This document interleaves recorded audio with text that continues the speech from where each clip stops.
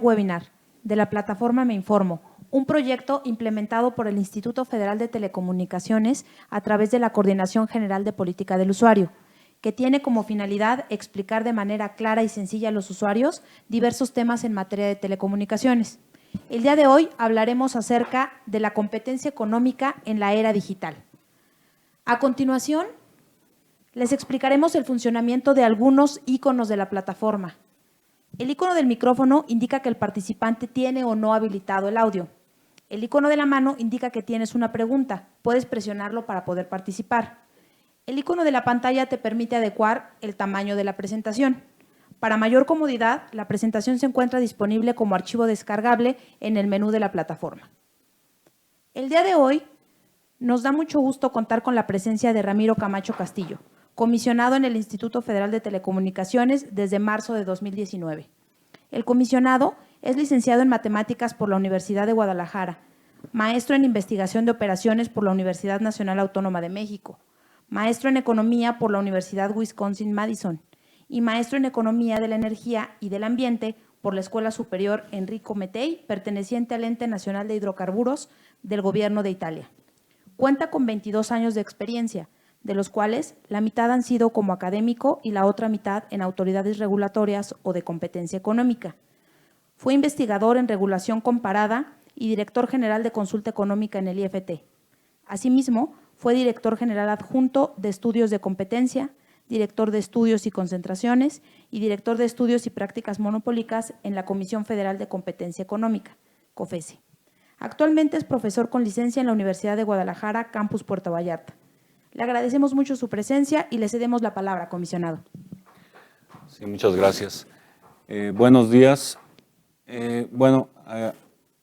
Vamos a iniciar con la presentación del día de hoy. La presentación la dividí en 3 partes. Básicamente vamos a comenzar con los elementos económicos básicos que están relacionados con las telecomunicaciones, que son las herramientas básicas, son las herramientas básicas de análisis. La segunda parte se refiere a la competencia y regulación de los operadores de telecomunicaciones tradicionales. Y la tercera parte es la parte ya más moderna, la regulación y competencia en plataformas digitales. Entonces vamos a comenzar. Un poco de contexto general antes de empezar con las herramientas básicas. En esta gráfica se muestra el lugar que ocupa la política de competencia y la política regulatoria junto a lo que se llaman las políticas públicas. Normalmente la política de competencia y la política regulatoria tienen objetivos similares, básicamente el funcionamiento eficiente de los mercados, que los consumidores tengan productos de alta calidad a bajo precio y, por ejemplo, que haya variedad de productos, que haya innovación, etc. Las políticas públicas son, persiguen otro tipo de objetivos, por ejemplo, sociales o de derechos humanos, por ejemplo, y normalmente un ente regulador como es el IFETEL o el IFT, normalmente no se dedica a políticas públicas, aunque en parte sí lo hacemos y tenemos mucho que ver con políticas públicas, aunque generalmente no es nuestra especialización. Las políticas públicas son ya responsabilidad principal, por ejemplo, de otros entes como la Secretaría de Comunicaciones y Transportes y de algunas instancias, por ejemplo, la estrategia digital que está en la Presidencia, algunas caen en la Secretaría de Gobernación, etcétera, ¿no? Entonces vamos a ver en particular de qué estamos hablando en cada caso particular. Vamos a ver, la regulación y la competencia económica, ya dijimos que buscan la eficiencia de los mercados. ¿Qué significa eficiencia? Bueno, eficiencia se suele dividir en 3 partes. La eficiencia en la asignación, es decir, que los recursos se asignen a sus mejores usos. Por ejemplo, los recursos como el espectro o los recursos orbitales tienen que asignarse a los usos que mayores beneficios proporcionen. Otro tipo de eficiencia es la eficiencia productiva. Esta eficiencia se refiere a que no haya desperdicios, digamos, que no haya infraestructura que no se utiliza o que se utiliza mal, que se utiliza parcialmente, muy por debajo de su potencial, o que se produzcan bienes y servicios con más recursos de los que son necesarios. Y el tercer tipo de eficiencia es la eficiencia dinámica. Esto se refiere a que los mercados evolucionen a lo largo del tiempo en formas que son eficientes, es decir, que haya suficiente innovación, que se creen productos, que se cree un rango de productos con las características que potencialmente pueden prestar, que ese rango de productos, digamos, esté a precios adecuados, a precios bajos, a alta calidad. Y también está la parte de la destrucción de los productos viejos o de los modelos viejos de negocios, porque también parte de la eficiencia dinámica implica que hay que ser eficiente en crear cosas nuevas y cosas mejores, pero también hay que destruir lo viejo y lo que ya no sirve, ¿no? Para dar lugar a lo nuevo. Entonces la eficiencia tiene como consecuencia la maximización del bienestar social. Más productos y servicios a menor costo y de mejor calidad, ¿no? Entonces vamos a pasar a la siguiente lámina. Les mencionaba las políticas públicas. La plática de hoy no se va a referir a las políticas públicas, nada, las voy a mencionar, pero son una parte muy importante de las tareas que realiza el Estado para llevar servicios a los consumidores, ¿no? Las políticas públicas se refieren a cosas como cobertura en áreas rurales, por ejemplo, acceso, conectividad, asequibilidad, digitalización del gobierno digital, por ejemplo, que los servicios públicos se presten en plataformas que sean eficientes, que la gente no tenga que ir a hacer trámites personalmente. La alfabetización digital, derecho a la información, derecho de las audiencias, derechos de los usuarios con discapacidad, la privacidad de datos y derechos del consumidor. Todos son objetivos muy importantes, pero digamos, y tienen mucho que ver con un regulador sectorial como lo es el IFT, pero digamos no es el ámbito propiamente de la regulación económica. Vamos a mencionarlos. El IFT tiene un papel importante en apoyar o a veces en tomar el liderazgo en el cumplimiento de estos objetivos, pero digamos no va a ser objeto de la plática del día de hoy, estas políticas públicas.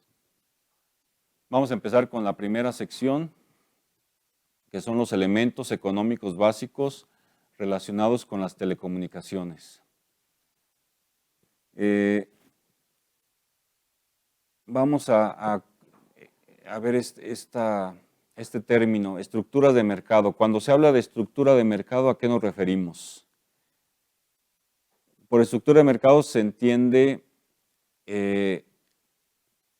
el arreglo, gracias, cómo el mercado se divide o cómo la cantidad total producida en el mercado se divide en un número de empresas posiblemente de diferente tamaño. Típicamente, casi todos los mercados tienen varias empresas que ofrecen el servicio relevante y pueden tener empresas grandes y pequeñas. A veces las empresas grandes y pequeñas están mezcladas. Entonces aquí tenemos en la gráfica 3 estructuras de mercado. Una estructura de mercado donde solamente hay una empresa, donde solamente hay un proveedor. Una donde hay un proveedor grande y uno pequeño. Y otra donde se mezclan grandes y pequeños. Hay varios proveedores, se mezclan grandes y pequeños, ¿no? Entonces, nada más lo importante de esta gráfica es el término de estructura de mercado. ¿Qué estamos hablando cuando hablamos de estructura de mercado? Ahora, los tipos de curvas de costos de las empresas. Algo muy importante en el análisis de regulación y de competencia son los costos de las empresas, la estructura específicamente de costos. O sea, cómo los costos se dividen en costos fijos y costos variables. Los costos fijos son costos que se incurren y que no dependen de la cantidad producida. O sea, ustedes tienen que hacer un gasto fijo y ese gasto es como una inversión, digamos, en lugar de decir gasto, más bien debería decirse inversión. Se hace una inversión fija en establecer, por ejemplo, algún tipo de planta, algún tipo de infraestructura, y es un costo fijo que no importa si se produce poco o grande, se tiene que hacer. Y el costo variable es el costo que se incurre ya en la producción por cada unidad de producto producida, ¿no? Entonces, por ejemplo, si ustedes en un proceso productivo ustedes tienen un producto adicional, el costo adicional que se genera por producir ese producto adicional es el costo variable. Y bueno, el costo total, los costos totales son la suma de ambos tipos de costos, ¿no? Entonces, es muy importante esto que podemos llamar la estructura de costos para determinar cuál va a ser el comportamiento de la empresa. Y bueno, tenemos esta gráfica. Para los que son economistas, esta gráfica presenta varias curvas de costo. En el análisis de competencia y regulación es muy importante dominar ese tipo de conceptos, ¿no? De curvas. Obviamente, esa es una tarea que requiere de mucho tiempo. Aquí simplemente la voy a mencionar. Digamos que las estructuras de costos de las empresas pueden ser complicadas. Entonces, lo voy a mencionar nada más y voy a seguir. Digamos, si ustedes tienen algún interés de profundizar, pues digamos, esto ya es materia de estudio, ¿no? Para ya con más tiempo. Y bueno, vamos a ver esta gráfica. Normalmente, bueno, para los economistas no creo que tenga ningún problema, pero digamos, para los que tienen otro tipo de preparación, todos sabemos o hemos oído mencionar que los precios se determinan en base a la oferta y la demanda. Y esta es básicamente la gráfica principal que explica eso, la oferta y la demanda. Tenemos dos ejes, el eje que se llama el eje de las X, el eje horizontal que se llama cantidad y el eje vertical que se llama precio. Entonces la oferta, ahí esa línea, la línea de oferta nos indica que a mayor precio las empresas están dispuestas a ofrecer mayor cantidad. Por el contrario, la curva de demanda es al revés. A mayor precio, la gente está dispuesta a demandar menos o demanda menos, pues. Entonces la respuesta a mayores precios es exactamente la contraria. Los productores a mayor precio ofrecen más y los consumidores a mayor precio ofrecen menos. Bueno, resulta que en la parte donde se intersectan esas dos rectas es el punto de equilibrio. Y si ven ahí, el P estrella y el Q estrella son las cantidades de equilibrio, precio de equilibrio y cantidad de equilibrio.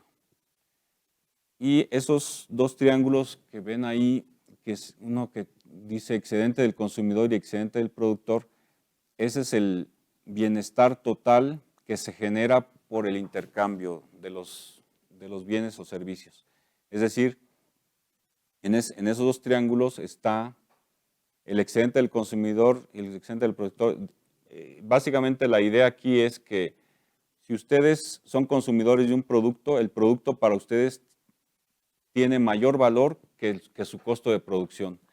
Puede ser que un producto, por ejemplo, cueste producirlo 30 pesos, pero para ustedes el producto vale 100 pesos.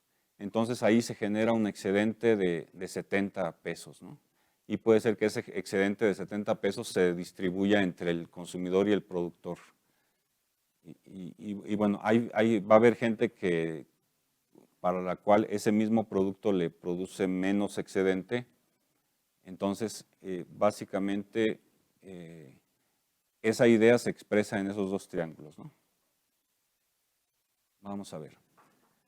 Ahora, se utilizan tres términos para describir estructuras de mercado. Ya vimos lo que es una estructura de mercado. Hay básicamente tres términos de referencia: competencia perfecta, oligopolio y monopolio. Vamos a ver cada una qué es cada una, ¿no? Competencia perfecta. La competencia perfecta es una abstracción. Realmente es muy difícil o es imposible, digamos, encontrar un mercado donde haya competencia perfecta. Entonces, pero eso no importa porque aquí estamos a nivel de la teoría, estamos abstrayendo, entonces vamos a usar este mercado con competencia perfecta como una forma como un punto de partida, ¿no? Un punto de referencia. Entonces, en competencia perfecta existen muchos vendedores, muchos compradores y se intercambia un producto homogéneo. O sea, el producto es el mismo. ¿Por qué homogéneo? Porque si el producto tuviera variaciones, por ejemplo, que uno fuera de mayor calidad que otro, que uno tuviera características diferentes que el otro, entonces ya no habría competencia perfecta, porque empezaría a haber personas que preferirían un producto sobre otro. Bueno, vamos a seguir. Competencia perfecta básicamente se refiere a esta estructura. Tenemos muchas empresas y muchos consumidores. Una de las características de esta competencia perfecta es que todos son lo que se llama tomadores de precios. Es decir, que hay un precio que todos tienen que aceptar. Nadie puede desviarse. Si una empresa de esta intenta subir precios, ¿cuál va a ser la respuesta del mercado? Todos los clientes se van de esa empresa. Entonces, cualquier empresa que quiera subir precios pierde toda su demanda. Y entonces en la competencia perfecta, pues lo que tenemos como consecuencia, aquí está la gráfica. En esta gráfica, la competencia perfecta, la oferta es horizontal. Y eso significa que si alguien quiere subir precios por encima de ese valor que está ahí, precio igual a costo marginal, nadie, digamos, automáticamente los consumidores lo abandonan y se van a los que mantienen los precios, ¿no? A los que no han incrementado los precios. ¿Qué significa en esta gráfica el triángulo? Que aquí solamente existe excedente del consumidor. Los productores no ganan nada. Sí. Ahora vamos a ver la segunda estructura de mercado que se utiliza como referencia, el oligopolio. Aquí existe un número relativamente pequeño de empresas, pero las empresas pueden ser de distintos tamaños y tener costos de producción distintos. Es decir, tenemos empresas que son grandes, otras son pequeñas, algunas tienen, por ejemplo, porque producen mucho, pueden tener costos muy bajos, otras pueden tener costos muy altos porque producen poco y tienen problemas. En el caso de refrescos, por ejemplo, puede ser que si produces poco, tus costos de distribución son más altos, precisamente porque no tienes volumen, ¿no? Vamos a seguir. Oligopolio es básicamente esto, es esta estructura, pocas empresas y posiblemente de diferentes tamaños, ¿no? Y bueno, la gráfica del oligopolio se tendría que, corresponde a esta. Es la gráfica, ya la habíamos visto arriba, es oferta y demanda, hay un precio de equilibrio y hay un excedente del consumidor y excedente del productor. Porque esto del excedente del productor se da porque algunos productores van a ser más eficientes y van a ganar un margen más alto, otros productores son menos eficientes, van a ganar un margen más pequeño, pero en principio todos ganan o todos podrían ganar un margen, excepto posiblemente los que no sean eficientes de manera que se vean obligados a vender a costo, ¿no? Digamos, un productor poco eficiente tendría que sobrevivir vendiendo a costo. Bueno, vamos a seguir. Y finalmente el monopolio. En un monopolio existe una sola empresa en el mercado, no hay alternativas de productos sustitutos cercanos y el monopolista tiene cierta capacidad para fijar el precio o la cantidad a vender. Si se fijan, hablamos de que en competencia perfecta nadie tiene capacidad de fijar precios, porque si trata de subir precios, pierde toda su demanda. En el caso del monopolio no pasa eso. Si el monopolio trata de subir precios, la demanda puede disminuir, pero no desaparece completamente. Entonces, puede ser que al monopolio le convenga subir precios, ¿no? Entonces tenemos monopolio, una sola empresa y muchos consumidores. Y bueno, aquí tenemos lo que ya había dicho antes, el monopolio tiene la capacidad de establecer precios altos por encima del nivel competitivo y producir una cantidad menor que la demanda que existiría en condiciones de competencia. Entonces, aquí tienen esta gráfica.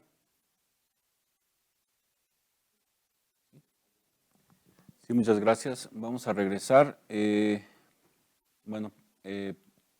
Estábamos hablando de las diferentes estructuras del mercado. Vamos a retomar aquí el monopolio. Decíamos que el monopolio significa que básicamente existe una empresa en el mercado, que no hay alternativas de productos sustitutos cercanos y que el monopolista, esta empresa, tiene cierta capacidad para fijar el precio o la cantidad a vender. Entonces el monopolio es esta estructura de mercado, una sola empresa con muchos clientes. Y aquí tenemos la gráfica que ilustra cómo se comporta un monopolio. Ya habíamos dicho que el monopolio tiene la capacidad de establecer precios altos por encima del nivel competitivo y produce una cantidad menor. En la gráfica pueden ver, y no voy a explicar exactamente cómo se deduce esta gráfica o cómo se comporta, o digamos, qué es lo que da lugar a este comportamiento de monopolio, pero básicamente voy a llamar la atención sobre los dos puntos. Los cuadritos amarillos, ahí dice P y Q de monopolio, y en el otro dice P y Q competitivo. Entonces, el punto de monopolio es el punto donde el monopolista se va a ubicar. Entonces, quiere decir que son las cantidades, el precio y cantidades PM y QM que el monopolio va a adoptar en un mercado, ¿no? Esas son cantidades por debajo de las eficientes. Digamos, los precios eficientes deberían ser P estrella y Q estrella. Precio estrella y cantidad estrella. Quiere decir, eso sería el P y Q eficiente. Si hubiera competencia, ese debería ser el nivel tanto de precios como de cantidades. Ahora, ¿qué pasa aquí? En esta gráfica, lo que sucede es que como la cantidad es menor a la cantidad eficiente y el precio es mayor al precio eficiente, hay dos efectos. Parte del excedente del consumidor se pasa a los productores, es decir, si tomamos en cuenta el punto eficiente implicaría que todo el triángulo, digamos, desde el P estrella hasta arriba digamos, esos tres triángulos corresponderían al excedente del consumidor, pero como el monopolio establece precios altos y cantidades bajas, el excedente del consumidor termina siendo solamente el triángulo de arriba, ¿no? El que está ahí indicado como excedente del consumidor. El que está indicado como excedente del productor es el excedente que pasa de los consumidores a los productores, y el excedente que está indicado como ineficiencia es el excedente que se destruye, o sea, desaparece. Es la ineficiencia debida a la existencia de un monopolio. Entonces, el monopolio tiene ambos problemas. Tiende a trasladar excedente de los consumidores hacia los productores, y tiene el problema también de que crea ineficiencia, o sea, destruye valor. Entonces, vamos a seguir. Ahora, ¿cuál es la diferencia entre ausencia de competencia y presencia de competencia? En ausencia de competencia, normalmente, como ya vimos en la gráfica anterior, en ausencia de competencia lo que se tiene que esperar es precios altos y cantidades consumidas menores. En competencia los precios tenderían a ser bajos y las cantidades consumidas mayores. A ver, ahora vamos a pasar a una pregunta. ¿De dónde vienen los monopolios y los oligopolios? O sea, las empresas, ¿por qué en algunos mercados se da que hay empresas muy grandes, que hay una o a veces dos, tres empresas? Y hay mercados en los que se dan muchas empresas, ¿no? Entonces, ¿de dónde viene todo eso? Una posible razón, y es la más antigua en el sentido de que desde hace siglos se reconoce que es una característica de las empresas, ¿no? Es las economías de escala. De hecho, el mismo Adam Smith ya lo menciona hace 200, casi 300 años.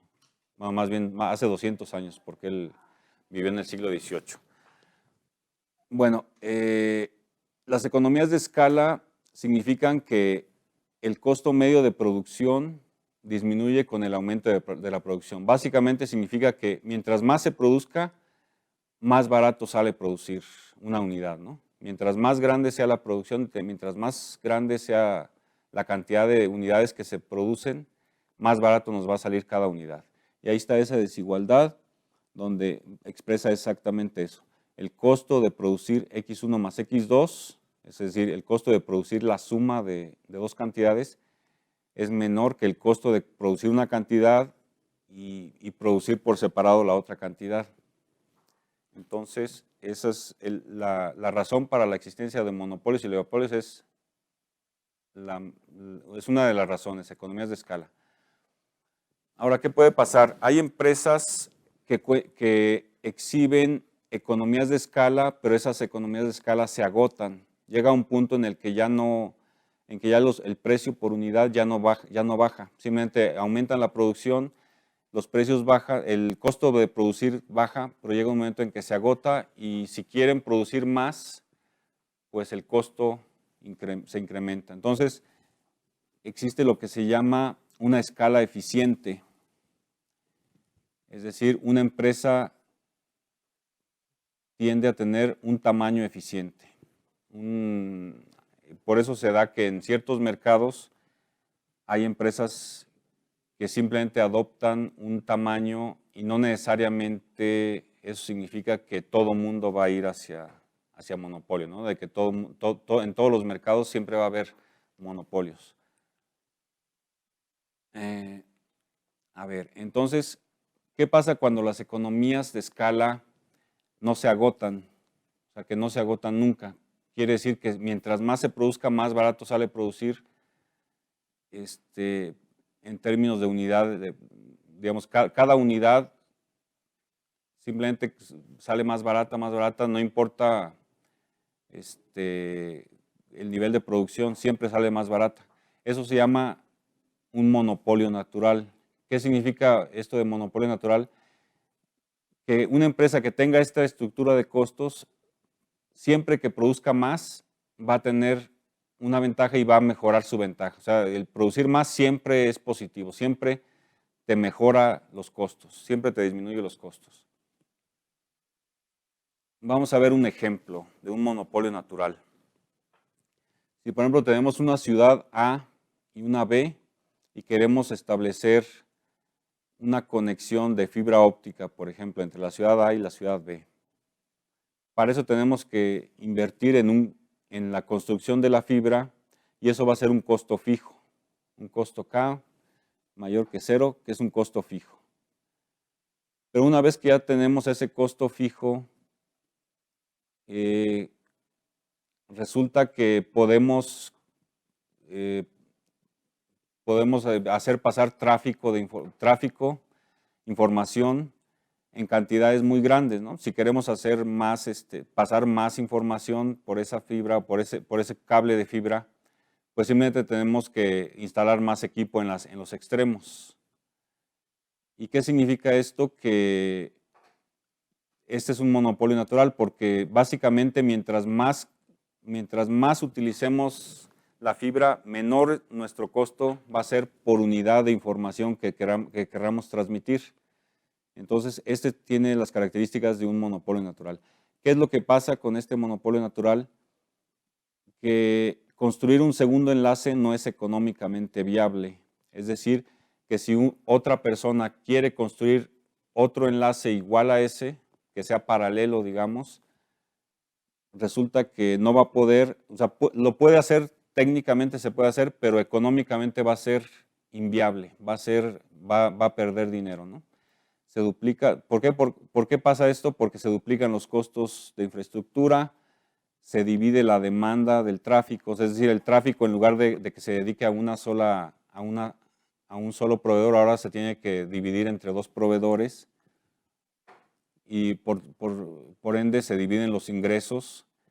El precio disminuye porque hay más competencia, es decir, que ahora si entra un segundo proveedor de transporte de tráfico, pues va a haber precios más bajos. Eso le va a quitar todavía o sea, eso puede ser bueno para los consumidores, pero puede ser malo para las empresas porque van a perder. Y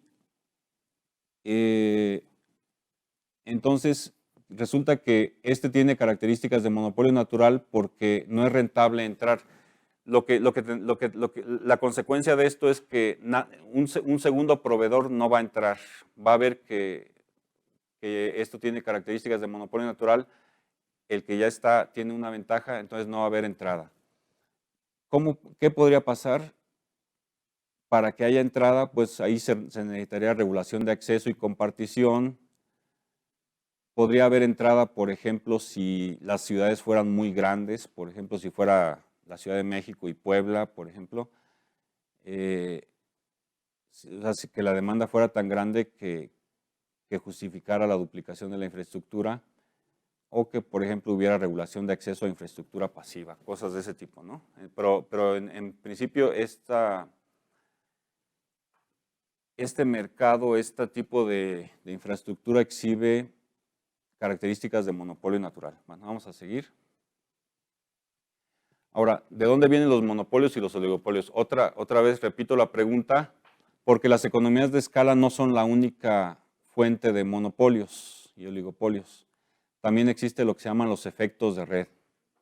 Efectos de red significa que a medida que una red crece, la red se hace más valiosa. Es decir, si ustedes tienen una red telefónica tradicional y hay pocas personas con un teléfono, la red no va a ser muy valiosa. Pero a medida que se vaya agregando más gente, la red se vuelve más y más valiosa. Es decir, el valor de una red depende de cuántos participen en esa red. Mientras más participen, más valiosa es la red y mejor los productos son valorados más por los consumidores.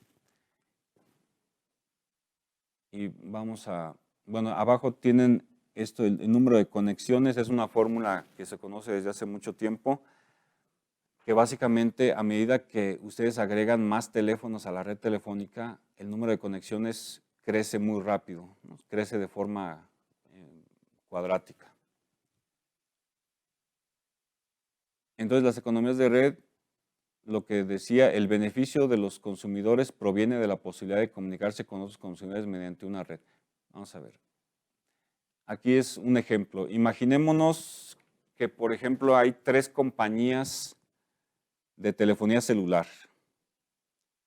Esas compañías inicialmente vamos a pensar que no están interconectadas.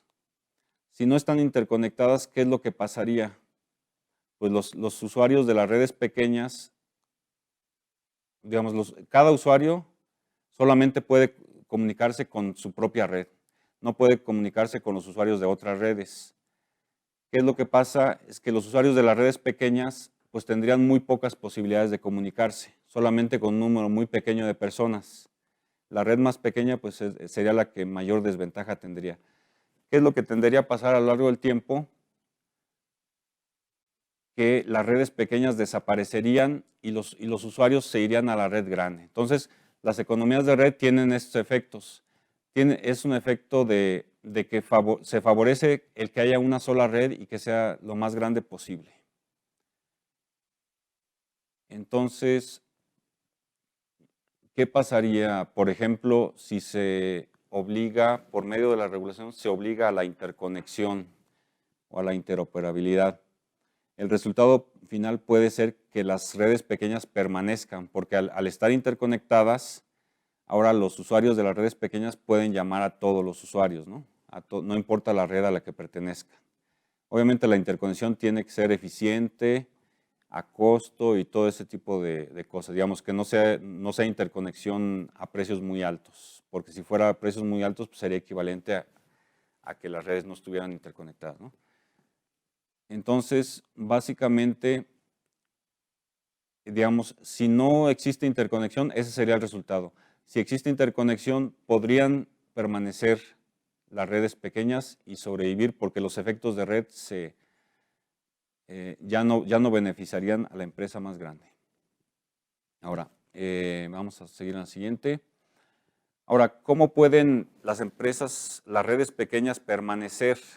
Hay casos, digamos, no es el caso de la telefonía móvil, pero hay otros casos en los cuales, por ejemplo, los efectos de red y escala pueden ser débiles o existe diferenciación de las redes, es decir, las redes pequeñas atienden a nichos. En otros casos, las empresas pequeñas podrían sobrevivir si hay este tipo de factores, ¿no? Diferenciación o que los efectos de red y escala no fueran importantes. A ver, entonces aquí seguimos con un test. Adelante, por favor. Sí, comisionado, vamos a pasar un sondeo para ver si están poniendo atención los usuarios. Adelante, por favor.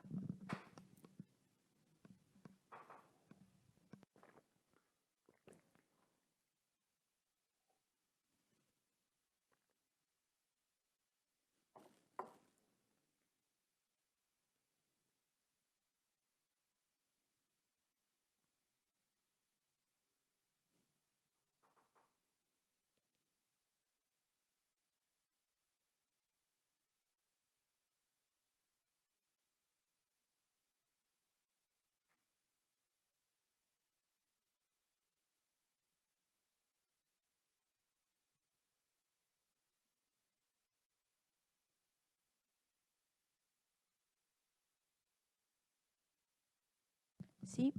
Bueno, la pregunta fue términos para describir las estructuras de mercado. Opción 1, competencia económica, autoridad investigadora, monopolio. Es incorrecto, el 8%. Opción 2, competencia perfecta, oligopolio y monopolio, que es la respuesta correcta, 72%. La opción 3, economía, competencia y mercados, el 15% se equivocó. Y opción 4, oligopolio, oferta y demanda, el 5%. Bueno, si están poniendo atención. Muchas gracias. Bueno, gracias. Bueno, continuamos. En la segunda sección, ok, perdón, ¿tiene una pregunta? Sí, comisionado, hemos recibido varias, pero bueno, antes de pasar a la segunda etapa, preguntan aquí, Georgina, ¿considera que se debe disminuir la carga regulatoria a los regulados para poder competir con los nuevos integrantes en el ecosistema digital? ¿O usted cree conveniente regularlos para que exista una verdadera competencia?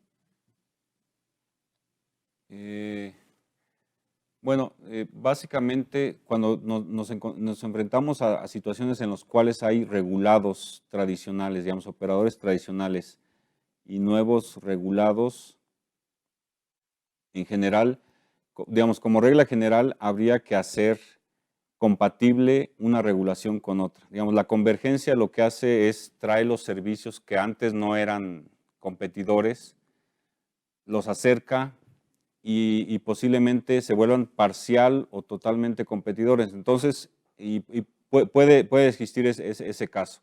Entonces, lo que hay que hacer es que la regulación tradicional se adapte a las nuevas condiciones. Obviamente no puedo dar detalles específicos porque todos los casos tendrían que tratarse individualmente, ¿no? Pero en general sí debe haber una adecuación a las condiciones, a los desarrollos que nos trae la convergencia, ¿no? Una adecuación de la regulación a las condiciones de la convergencia, básicamente. Comisionado, y otra pregunta, si el mercado perfecto es una utopía, ¿cuál es el ideal alcanzable en México? Bueno, siempre se habla de, por ejemplo, competencia efectiva. Y el término competencia efectiva se usa en varios países y normalmente son formas de competencia en las cuales existe un alto nivel de eficiencia, de calidad de los productos, los precios son bajos, pero digamos no se está, dado que, la competencia perfecta es básicamente una abstracción, es un punto de referencia, pues lo que buscamos es un concepto más libre, ¿no? No tan estricto, algo de que simplemente ver que los mercados tengan condiciones de competencia, que hay variedad, hay innovación, hay bajos precios, etcétera, ¿no? No, es nada más. Sí. Perfecto. Entonces continuamos. Competencia y regulación de los operadores de telecomunicaciones tradicionales. Básicamente lo que vamos a hacer aquí es revisar algo de lo que se hace actualmente para regular a los operadores de telecomunicaciones. Posteriormente vamos a ver ya la parte de plataformas, pero primero vamos a ver esto. Regulación económica. ¿Qué es la regulación económica? Básicamente consiste en leyes, reglamentos o, digamos, disposiciones gubernamentales diseñadas para controlar la conducta de las empresas.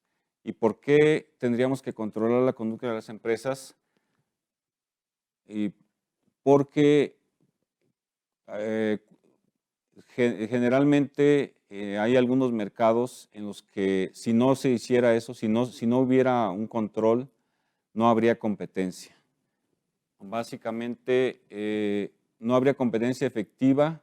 Por ejemplo, habría niveles ineficientes de precios, calidad, asequibilidad, problemas de coordinación, etcétera, ¿no? Entonces,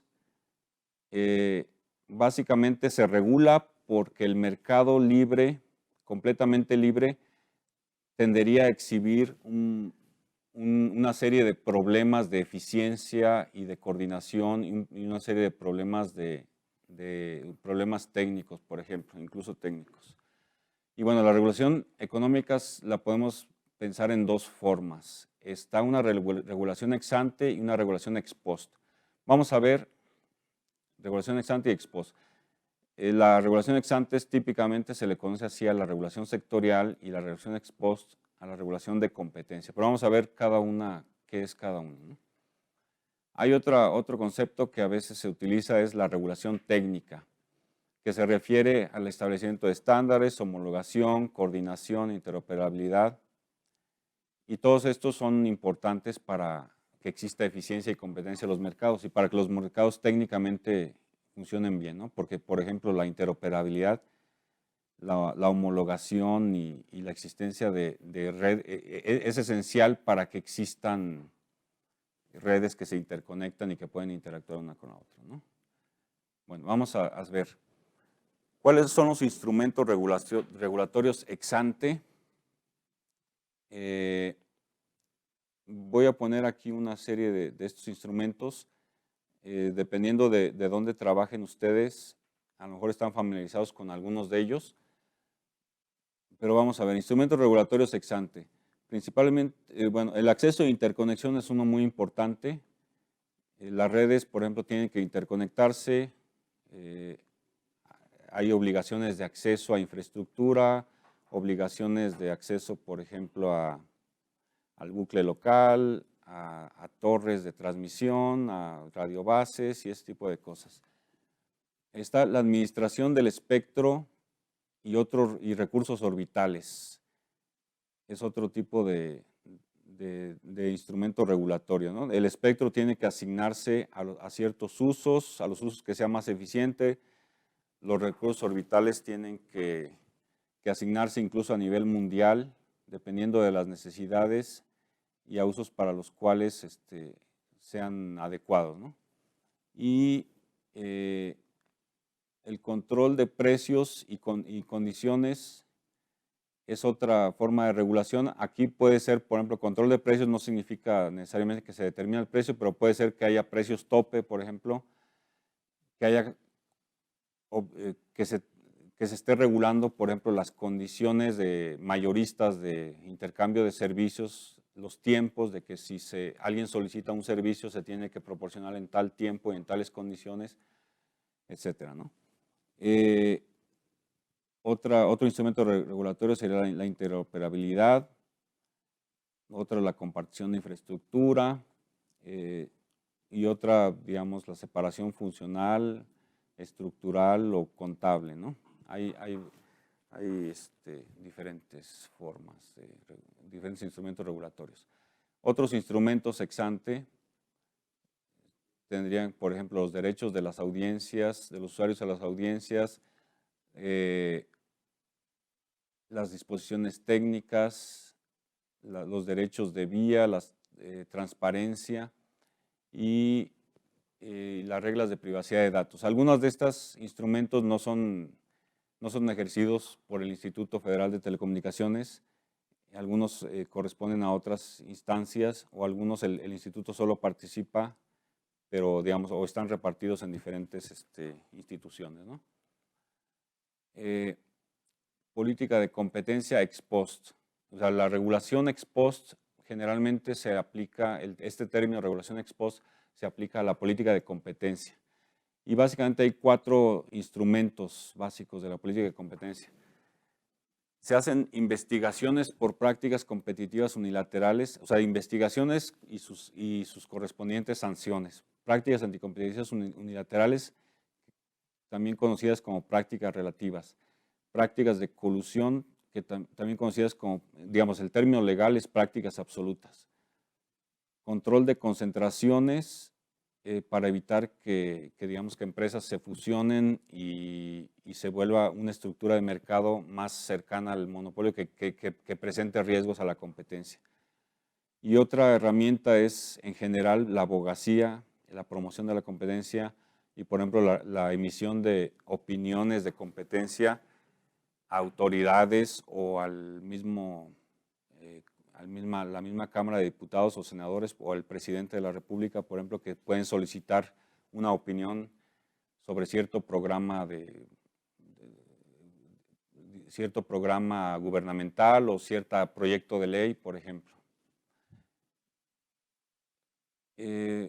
Entonces, el objetivo de la política de competencia, pues ya lo habíamos visto, es para promover, proteger y garantizar la libre concurrencia y la competencia económica, lo cual se traduce en eficiencia y lo cual se traduce en maximización del bienestar social.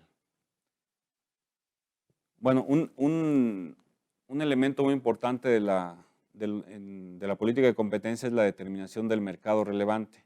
No me voy a detener mucho en esto porque sí es un tema en el que habría que, para los interesados, pues podrían profundizar por su cuenta, pero básicamente la determinación del mercado relevante se refiere a cuál es el alcance o cuál es el conjunto de productos y sus variantes. Digamos, hay un producto y sus variantes que son considerados sustitutos por los consumidores y cuál es el ámbito geográfico en el cual se da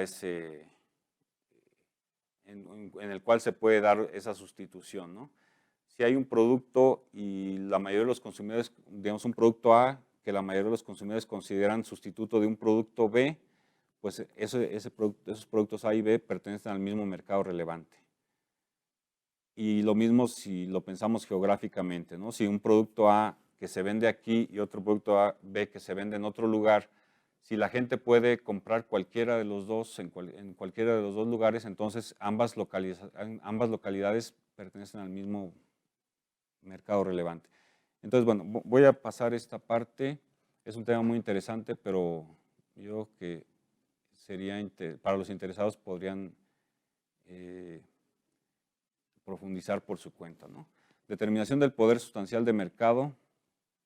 Normalmente, poder sustancial de mercado se refiere a la capacidad de subir precios o disminuir cantidades. Básicamente lo que corresponde a lo que vimos de monopolio, ya vimos que el monopolio es el que tiene capacidad de subir precios y disminuir cantidades. Pero aquí en términos legales existe lo que se llama poder sustancial de mercado, que es básicamente esa capacidad, ¿no? Que no necesariamente se da en un monopolio, puede darse en un oligopolio. Por ejemplo, un participante, una empresa en un oligopolio que tenga una participación muy alta, podría tener poder sustancial de mercado. Entonces, el poder sustancial de mercado básicamente se refiere, ahí el primer punto habla que podría depender de la participación de mercado y generalmente sí lo hace, y se refiere a la capacidad de fijar precios o restringir el abasto de forma unilateral. Aquí estamos hablando de una conducta unilateral, o sea, una empresa por su cuenta puede hacer esto. Y la existencia de poder sustancial de mercado pues depende de la existencia de barreras a la entrada. Si se acuerdan, en competencia perfecta, ahí no había barreras a la entrada y no había capacidad de incrementar precios. Entonces, cuando sí hay barreras a la entrada y sí hay capacidad de incrementar precios, entonces tenemos poder sustancial de mercado. Y bueno, el poder sustancial de mercado también depende, por ejemplo, de que los competidores tengan posibilidades de acceder a insumos, y a veces el poder sustancial de mercado tiene que ver con conductas que se han realizado en el pasado, ¿no? O así uno investiga ese tipo de cosas. Bueno, vamos a seguir. Otra de las tareas de una autoridad de competencia es la evaluación de concentraciones. Básicamente, aquí también se determina un mercado relevante, se determinan los principales participantes en el mercado, su poder, su poder de mercado y su grado de concentración, los efectos que la concentración puede tener en otros mercados y la participación de agentes económicos, por ejemplo, que estén presentes en la concentración y que tengan participación en otros mercados relacionados. Ahora, una de las cuestiones en la evaluación de concentración es que no necesariamente una concentración es anticompetitiva. ¿Por qué? Porque hay lo que se llaman eficiencias. A veces las concentraciones tienen efectos de mejorar o de disminuir los costos. Entonces, a veces las concentraciones, la fusión entre dos empresas puede ser benéfica para los consumidores, ¿no? Entonces, básicamente una concentración es lo que se ilustra aquí. Hay varias empresas, hay una estructura de mercado, ahí en ese caso son 8 empresas, se fusionan entre ellas y se llega a un nivel de alta concentración con 2 empresas, por ejemplo. Entonces eso es lo que se evalúa. No necesariamente se rechazan todas las concentraciones, se pueden aceptar concentraciones si esas se justifican en base a razones de eficiencia, por ejemplo, en base a, por ejemplo, de que no disminuyen la competencia o que presentan efectos de eficiencia. Ahora, las prácticas anticompetitivas son las prácticas relativas y absolutas unilaterales que todas requieren una investigación y pueden llevar a una sanción, ¿no? Las prácticas absolutas están prohibidas per se, es decir, solamente se tiene que probar que ocurrió la práctica, y en el caso de las prácticas relativas, además digamos, para poder sancionar es mucho más complicado porque hay que probar que existen efectos anticompetitivos. Bueno. Y bueno, ya lo que había dicho, poder de mercado, capacidad que tienen las empresas de fijar sus precios por encima del nivel competitivo. Vamos a pasar esto rápido. ¿Cómo se mide el poder de mercado? ¿Cuál es el nivel de poder de mercado que genera preocupación? En realidad, el poder de mercado en sí no es necesariamente motivo de preocupación. Lo que generalmente preocupa es el poder sustancial de mercado, es decir, la palabra clave ahí es sustancial. O sea, que el poder de mercado sea sustancial, porque muchas empresas tienen poder de mercado en cantidades pequeñas, ¿no? Pero cuando es sustancial ya es motivo de preocupación y de investigación. ¿Cómo se mide el poder de mercado? Bueno, una forma tradicional, que a veces es viable hacerlo y a veces no, es el índice de Lerner. Básicamente medir los márgenes de ganancia.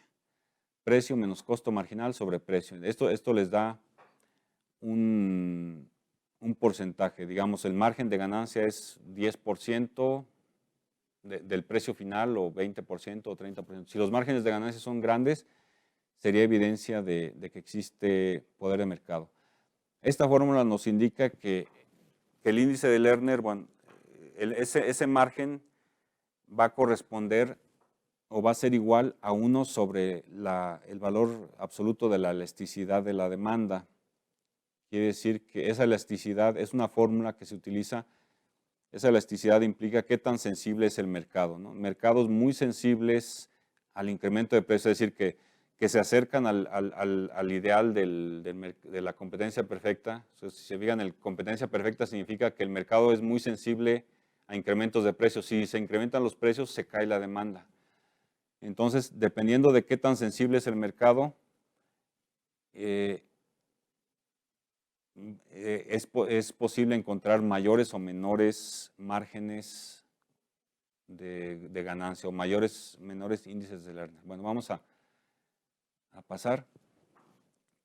Bueno, las concentraciones, el nivel de concentración que puede estar asociado a un mayor poder de mercado, y ahí la naturaleza de esa asociación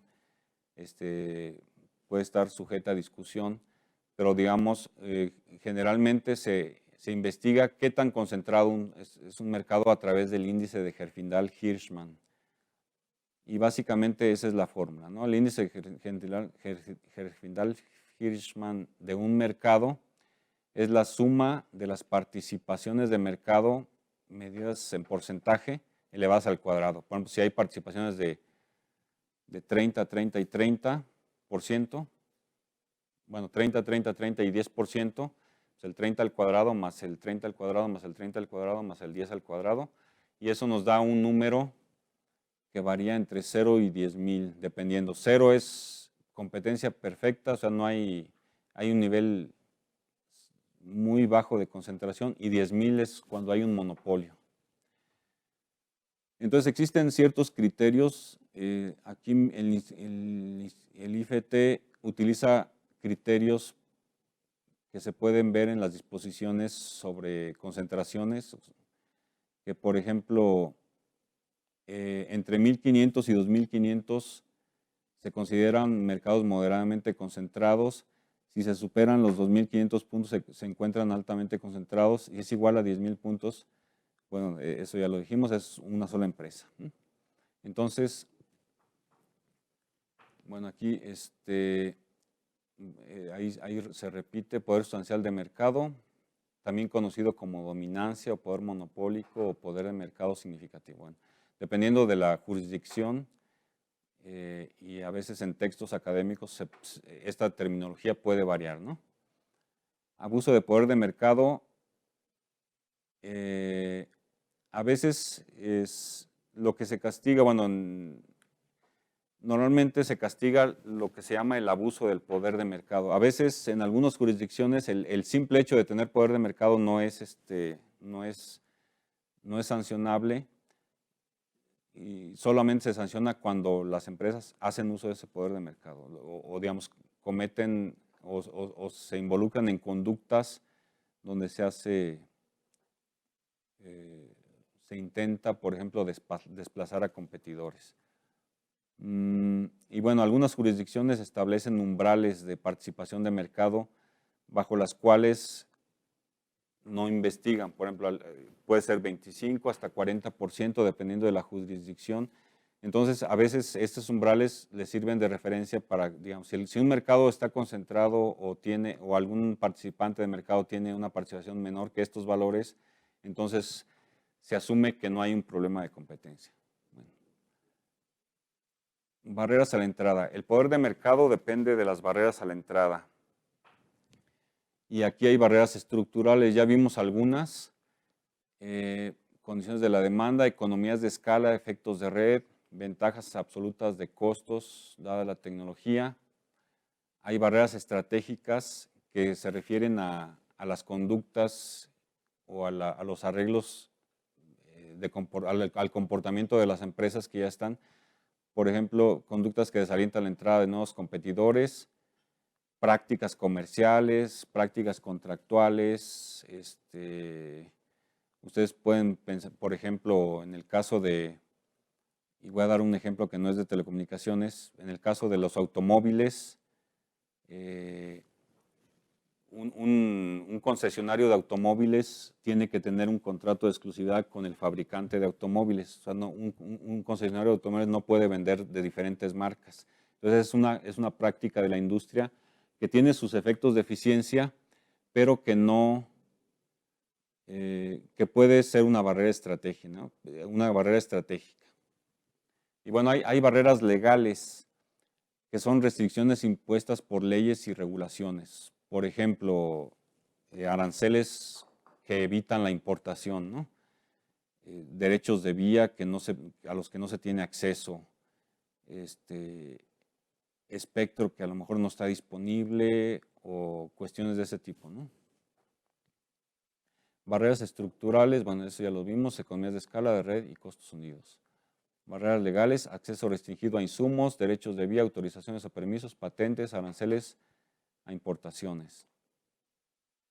Y bueno, barreras conductuales o barreras, digamos, barreras que se derivan del comportamiento de las empresas, es la publicidad, un ejemplo, publicidad y posicionamiento de mercado. Algunas empresas hacen tanta publicidad y tienen tanta historia y están tan posicionadas que es muy difícil que alguien llegue y de repente la gente lo empiece a comprar, ¿no? Un producto nuevo tiene ese problema, ¿no? Nadie lo conoce, nadie sabe de qué se trata y es muy difícil que lo empiecen a consumir las personas. La diferenciación de productos,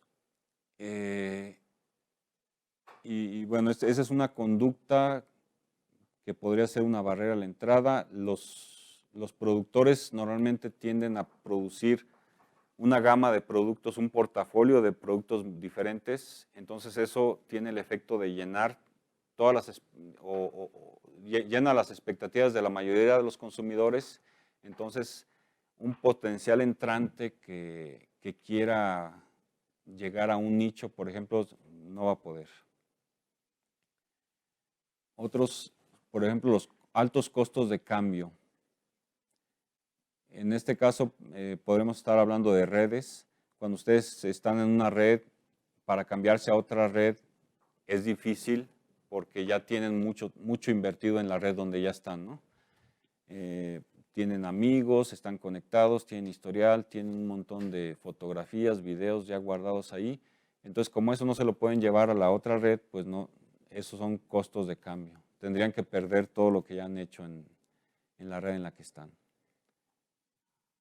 Y bueno, está la integración vertical. La integración vertical básicamente se refiere a que las diferentes etapas de los procesos productivos son llevados a cabo por la misma empresa.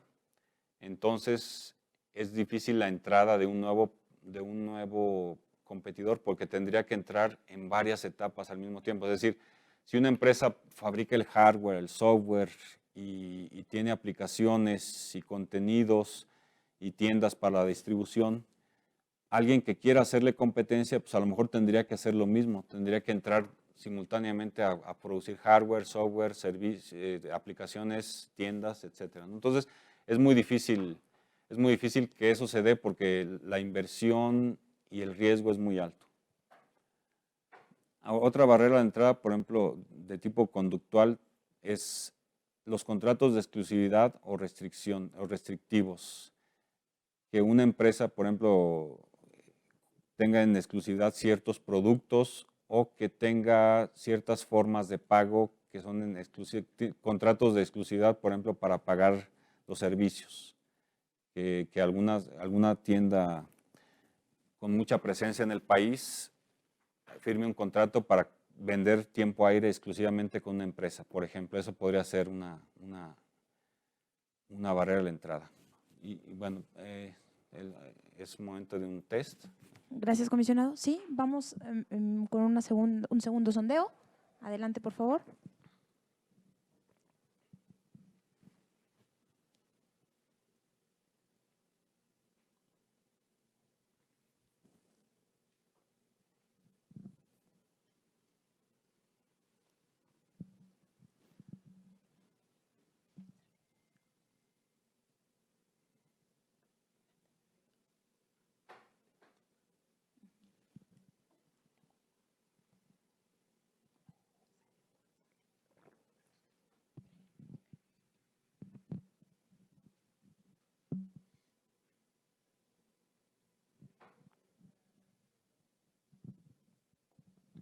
Muy bien. La pregunta fue, ¿qué es la regulación económica? La primera opción era un área del IFT, nadie votó por eso, muy bien. La segunda respuesta era el comportamiento de la oferta y la demanda, está equivocado, el 23%. Y la respuesta 3 era leyes o reglas gubernamentales diseñadas para controlar la conducta de las empresas. Esa es la respuesta correcta. La mayoría lo contestó. Gracias. Perfecto.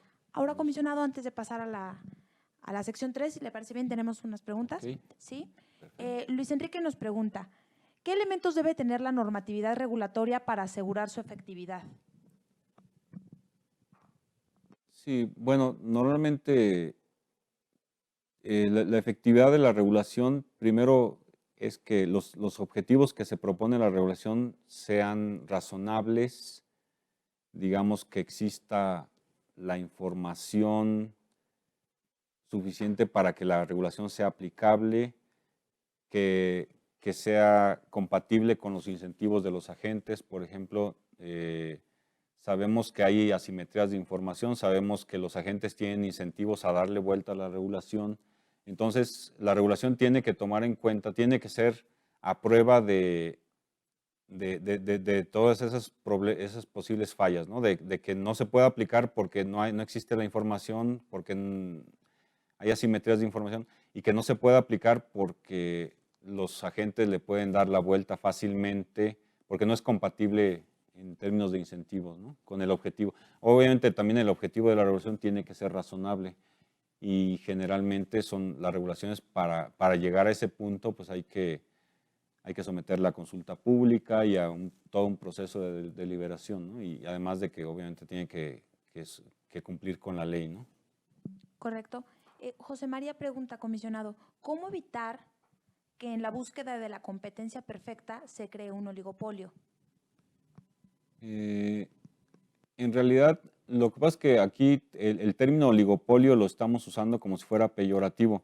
Realmente, oligopolio es un término neutro, es un término económico, y a veces el oligopolio pues, es simplemente la configuración o la estructura del mercado que sucede, ¿no? A veces es simplemente la forma más eficiente de hacer las cosas, no necesariamente, digamos, un regulador no tiene por qué estar buscando permanentemente la competencia perfecta, porque a veces, como en la práctica existen costos fijos, el oligopolio puede ser la forma eficiente de hacer las cosas. Las grandes empresas tienen ventajas, como el hecho de que pueden producir a costo bajo, pueden hacer un montón de cosas que las empresas pequeñas no pueden hacer. Entonces, yo diría que el oligopolio no hay que interpretarlo como un término peyorativo, sino que simplemente es simplemente la situación, el equilibrio que puede alcanzar un mercado, ¿no? Gracias, comisionado. Tenemos muchas preguntas, les agradecemos todos, las vamos a tratar de resolver. La última de esta sección, si le parece bien. Rocío pregunta, ¿toda investigación por práctica monopólica relativa debe basarse y hacer un análisis de poder sustancial en el mercado relevante? Normalmente hay una una investigación se conduce en base a una secuencia digamos, una serie de pasos.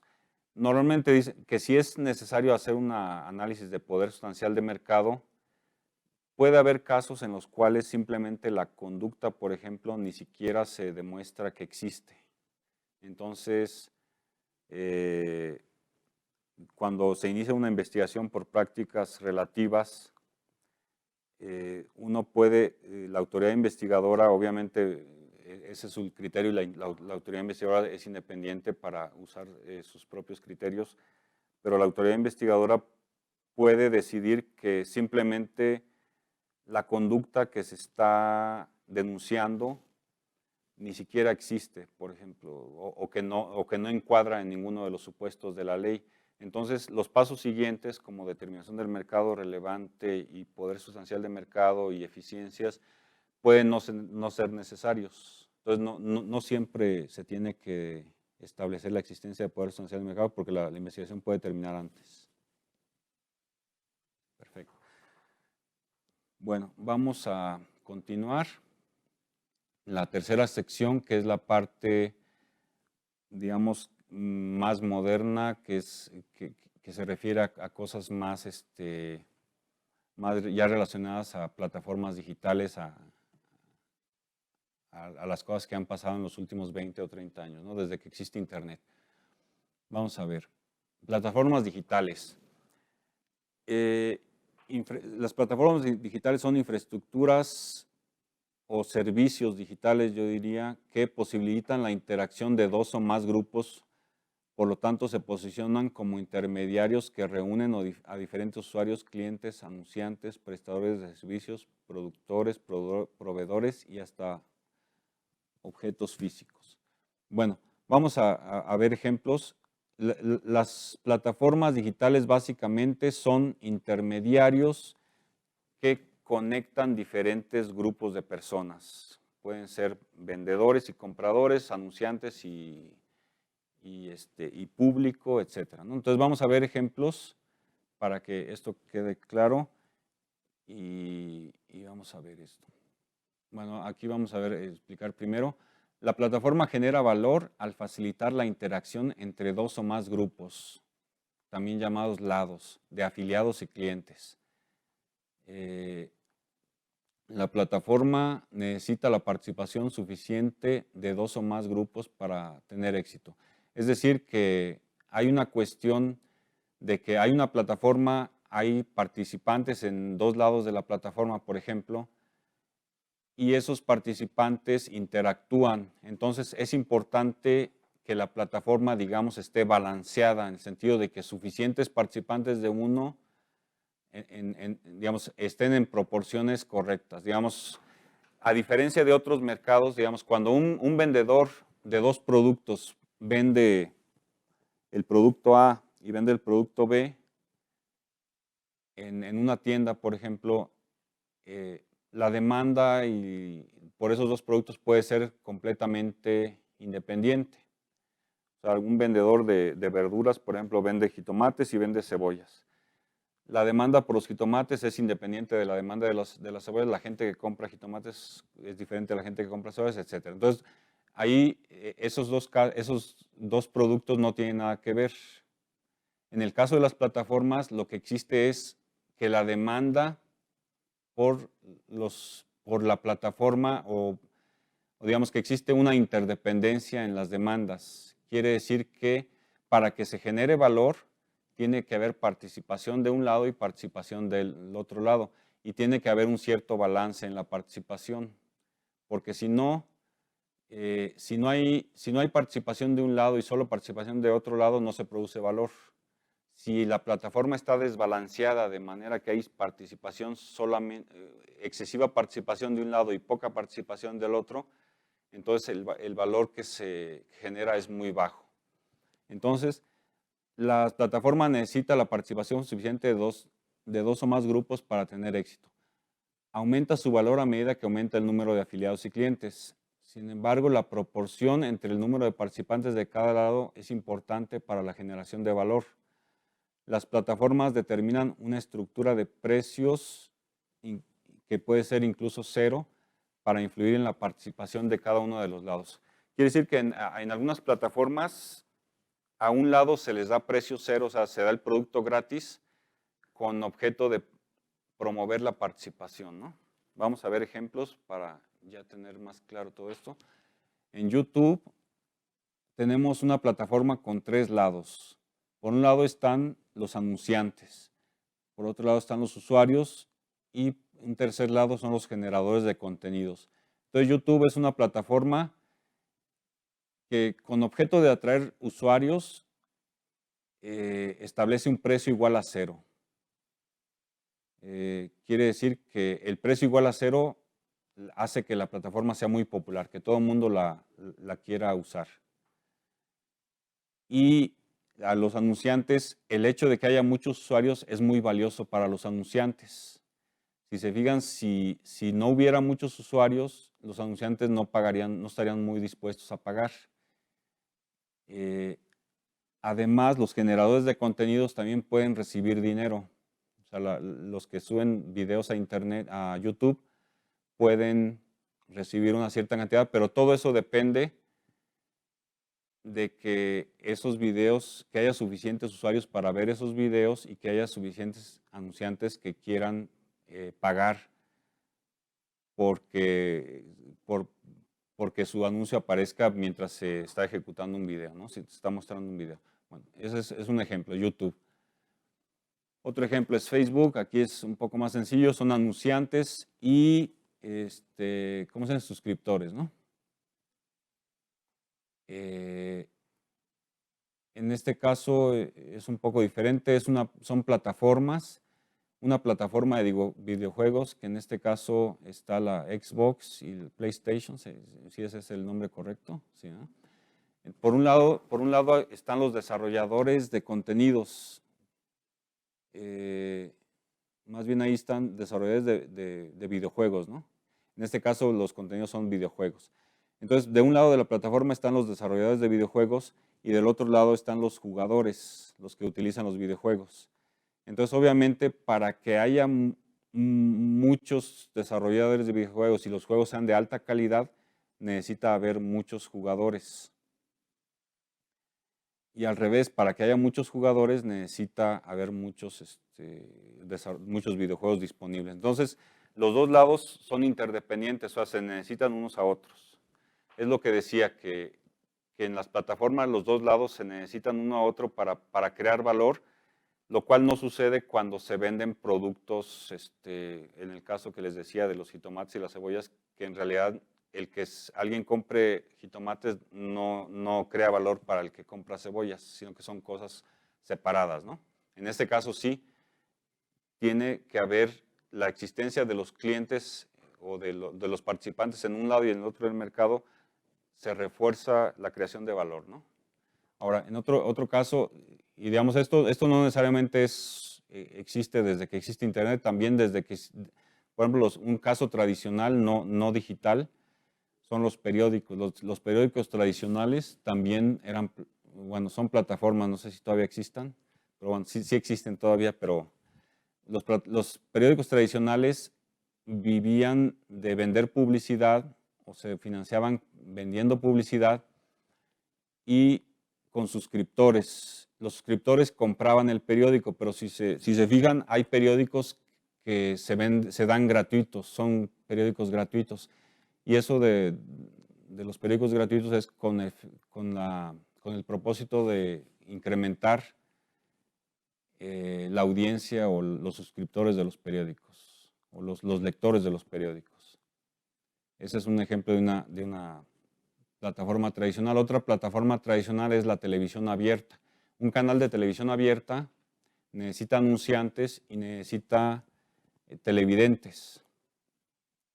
Y se da la misma interacción, ¿no? Mientras más televidentes haya, más valor tiene el canal de televisión para los anunciantes. Y mientras, digamos, y obviamente mientras más valor haya para los anunciantes, la estación de televisión puede invertir más dinero en programas de televisión y puede atraer más suscriptores. Entonces, otro ejemplo es Uber, donde tenemos usuarios y choferes, ¿no? Los participantes son los que hacen viajes y los que ofrecen los viajes. Y bueno, en las plataformas existen diversos modelos de negocios. Un modelo por suscripción, es el caso típico de Netflix, en donde el suscriptor, los usuarios pagan por los servicios o contenidos. Un modelo con publicidad, que es Facebook y YouTube, aunque ahora YouTube ya ofrece una opción de o publicidad o suscripción. Es una evolución que ellos han estado implementando. Ahora, un modelo con acceso, los creadores de contenidos o de aplicaciones pagan digamos, en este modelo con acceso, el pago se hace por el lado de las plataformas. Las aplicaciones pagan y se da de forma gratuita a los participantes, ¿no?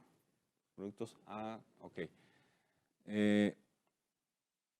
Entonces hay dos tipos de plataformas, bueno, se suelen clasificar. Transaccionales es básicamente plataformas donde se compran y se venden productos o servicios, se hacen transacciones, y las no transaccionales que sería como la Wikipedia, en el que simplemente la plataforma Wikipedia, por ejemplo, tiene grupos de gente que participa haciendo edición de artículos, y las otras personas, por otro lado, simplemente son personas que ven la Wikipedia. Entonces son los dos grupos, pero no es transaccional en el sentido de que no hay pagos de un lado hacia el otro, ¿no? Simplemente se mantiene en base a la buena voluntad de las personas que quieren escribir los artículos. A ver, aspectos de competencia en la economía digital.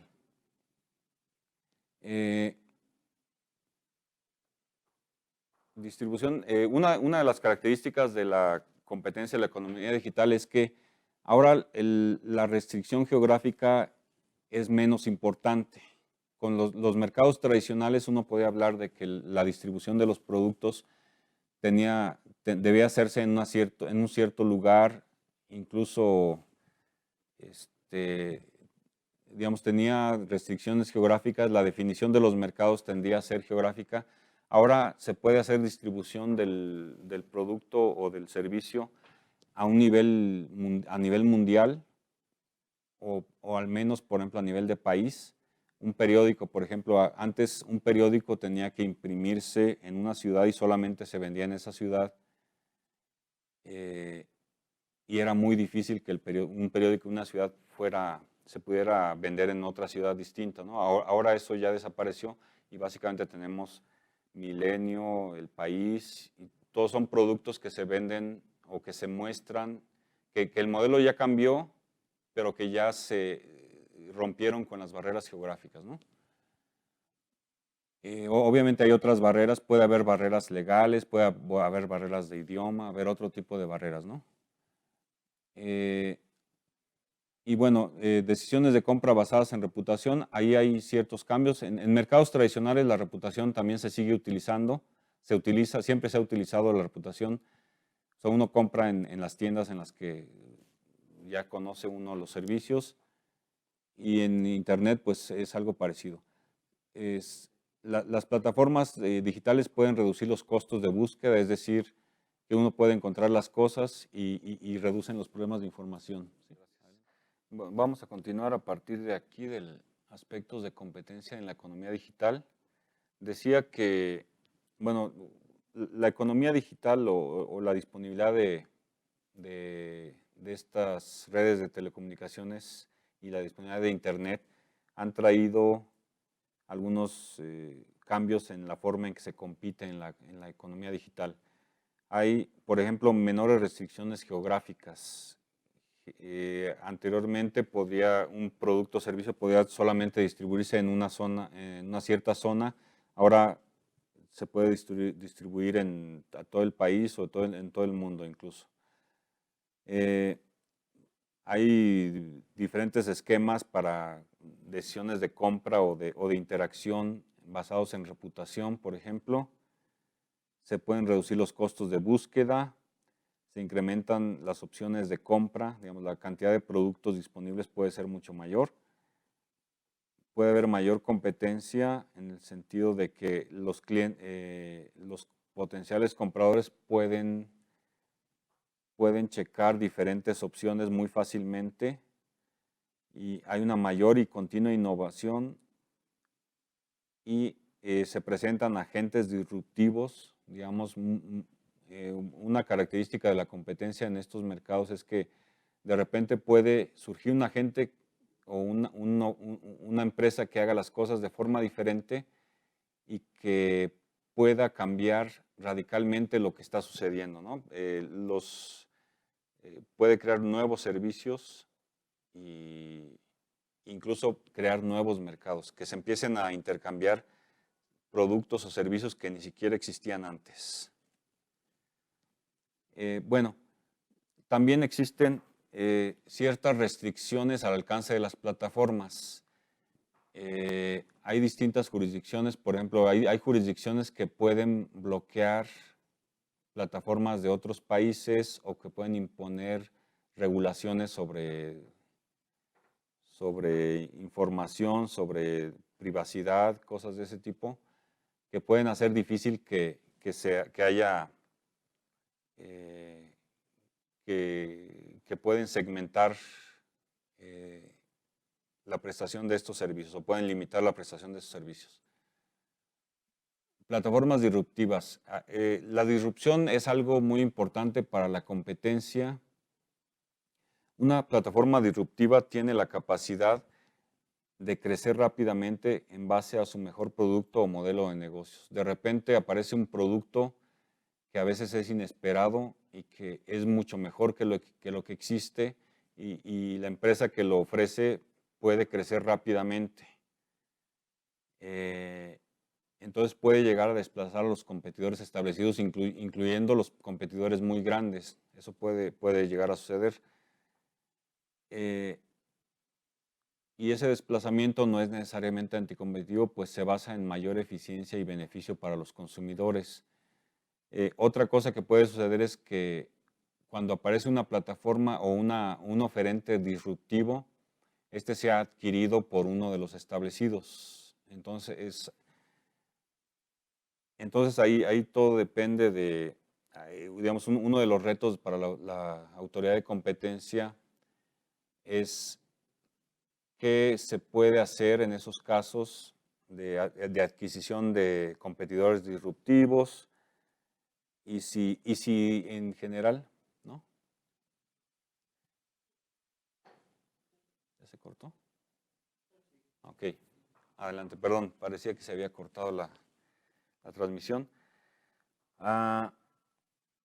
Ahora, uno de los retos de la autoridad de competencia es ver si es posible que la regulación o la intervención en casos de competencia puedan promover o inhibir la innovación y la competencia. Digamos, ahí no existe muchas certidumbres que cierto tipo de intervenciones, ya sea regulatorias o de competencia, puedan mejorar las cosas, pueden mejorar las situaciones. Entonces, obviamente todo depende del caso particular, pero como son plataformas nuevas y muy cambiantes en el largo del tiempo, todavía la experiencia es muy escasa.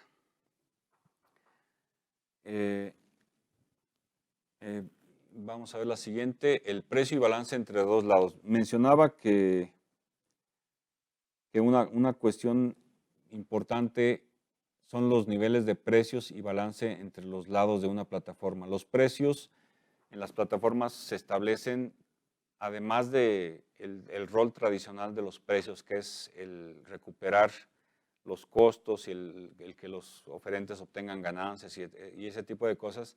Aquí los precios también se utilizan como una herramienta para balancear los dos lados, es decir, para promover la participación en un lado a costa del otro lado, es decir, que uno de los lados subsidia al otro lado con objeto de que la plataforma funcione eficientemente. Entonces, eso da que los servicios ofrecidos a menudo son gratuitos para alguno de los lados. Por ejemplo, el Booking.com es una plataforma de búsqueda de hospedaje que no cobra a los usuarios finales y cobra a los hoteles. Además, hay varias plataformas que son similares a Booking.com que compiten, ¿no?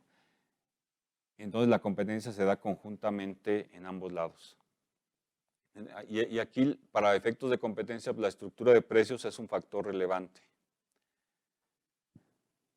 Entre los elementos que podrían limitar la competencia entre plataformas están los costos de cambio, el hecho de que las plataformas, por ejemplo, lo que ya mencionaba anteriormente, las plataformas, la gente invierte en las plataformas, ha colocado ahí sus fotografías, sus videos, ya está conectado con sus parientes o con sus amigos en una cierta plataforma y cambiarse a una nueva plataforma es costoso, por lo cual una nueva plataforma puede tener dificultades en despegar, ¿no? Y bueno, el posicionamiento, tenemos esto del posicionamiento,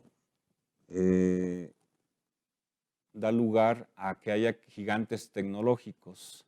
Por ejemplo, Apple, Facebook, Amazon, Netflix y Google se han estado posicionando como las marcas más valiosas a nivel global. Muy diferente a lo que pasaba en 2008, en el que estaba Coca-Cola, por ejemplo, como la marca mejor posicionada a nivel mundial, ¿no?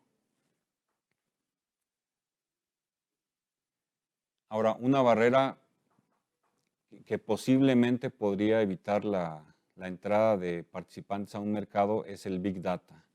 Big Data digamos, se refiere a los datos, todos los datos que se obtienen de la interacción con los usuarios, y eso el Big Data se hizo posible a partir de la capacidad de procesamiento, la gran velocidad y la cantidad de los volúmenes de datos que se pueden utilizar con el fin de generar valor. Y obviamente ha habido algoritmos computacionales que facilitan la generación, recolección y procesamiento de grandes cantidades de información. Y en cierta forma, y a veces los consumidores reciben servicios gratuitos a cambio de proporcionar información personal. Las empresas han creado un propio mercado de venta y procesamiento de datos. Y bueno, una de las cuestiones es que las empresas recojan datos les ayuda a mejorar la calidad de sus servicios y les da una ventaja competitiva. Por ejemplo, si es Amazon, pueden ofrecer servicios personalizados, si es Google, por ejemplo, las búsquedas de Google, si Google sabe todo lo que has buscado digamos, previamente, te puede dar mejores búsquedas, mejores resultados. Entonces, obviamente, el hecho de que las empresas recolecten datos tiene un efecto de eficiencia, pero se piensa que a lo mejor eso podría evitar que nuevas empresas entren al mercado, ¿no? Entonces, ahí, obviamente, todo caso se tiene que evaluar en sus méritos, digamos, no hay reglas generales aplicables a todas las empresas. Si el Big Data eso no es una barrera a la entrada, pues depende del caso particular, ¿no? Entonces, básicamente, bueno, está esta lámina. La acumulación de información podría constituirse en una barrera a la entrada. Podría haber un efecto de encierro, es decir, que te tienes que quedar con una plataforma porque ya tienes mucho invertido ahí y salirte y cambiarte a otra plataforma pues sería muy difícil. Ahora, y las plataformas que acumulan muchos datos también podrían tener la tentación de llevar a cabo conductas anticompetitivas, ¿no? Ahora, por el otro lado, hay elementos que pueden facilitar la competencia.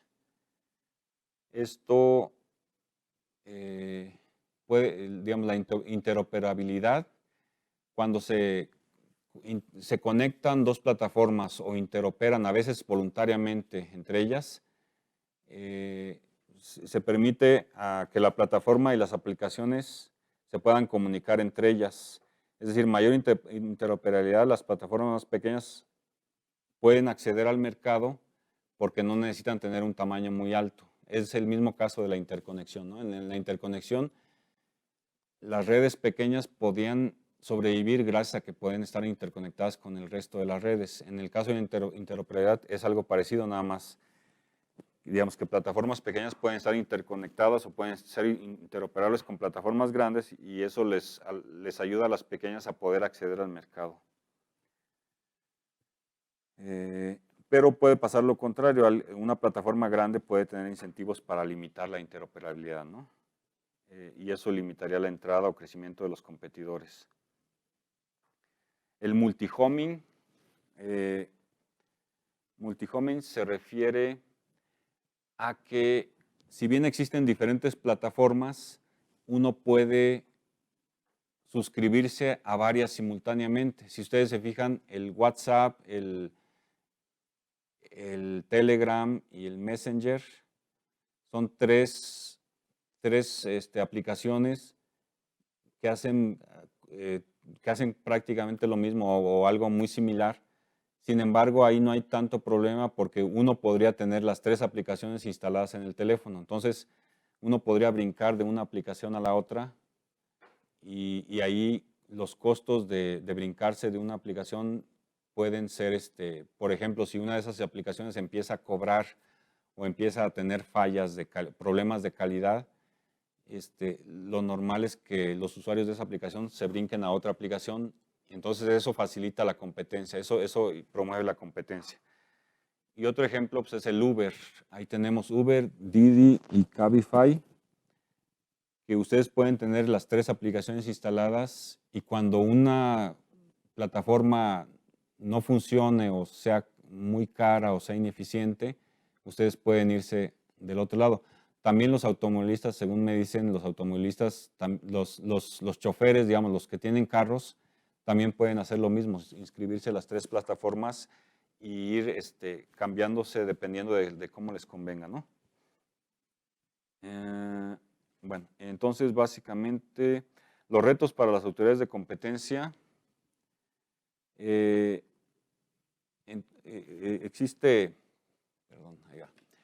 retos para las autoridades de competencia. Existen nuevos modelos y que pueden cambiar rápidamente y las estructuras de mercado, la dinámica de competencia y las estructuras de mercado pueden cambiar rápidamente.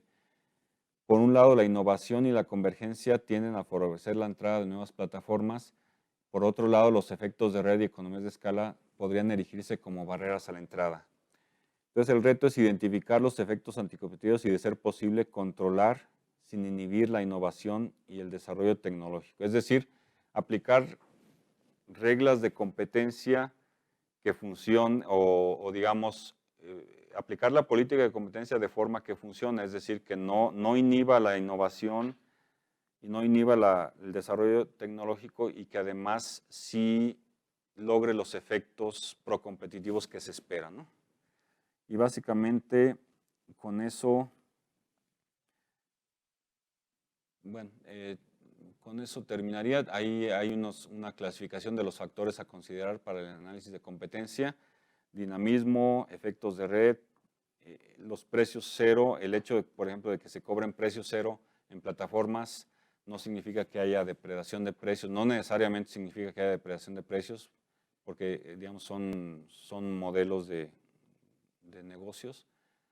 Y bueno, evaluar el multihomen y evaluar la acumulación de datos, ¿no? Entonces vamos a un test. Gracias, comisionado. Vamos al último test de este webinar. Adelante, por favor.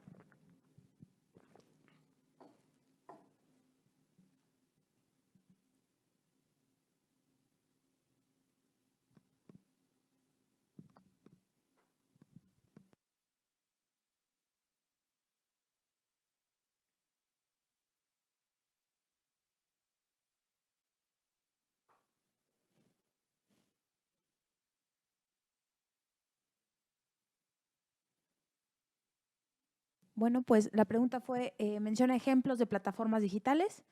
La opción 1 era Amazon, Netflix y YouTube. El 98% le atinó. El 1% puso la opción 2, que era Telcel, Movistar y AT&T, que es incorrecto. El 1% también señaló Televisa, TV Azteca e Imagen TV, que es incorrecto. Y nadie señaló Megacable, Sky e Easy. Muy bien, pues sí pusieron atención en esta última parte. Bueno, comisionado, tenemos un par de preguntas, okay, si le parece bien. Perfecto. Dice Héctor, en términos legales y competenciales, ¿a quién debe regular a las plataformas digitales, COFESE o el IFT? Bueno, el IFT tiene como ámbito de regulación,